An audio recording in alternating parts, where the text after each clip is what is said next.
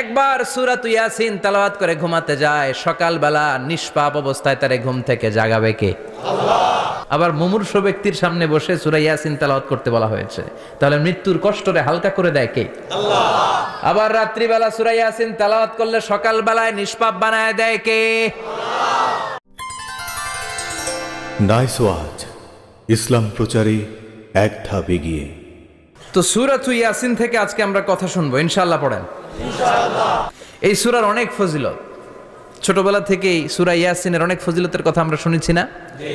বিশ্বনবী বলেছেন, ইন্না লিকুল্লি শাইইন কলবান ওয়া কলবুল কোরআনি সূরাতু ইয়াসিন। সব জিনিসের একটা কলব আছে, হৃদয় আছে, অন্তর আছে, আর কোরআনের কলবের নাম হচ্ছে সূরা ইয়াসিন।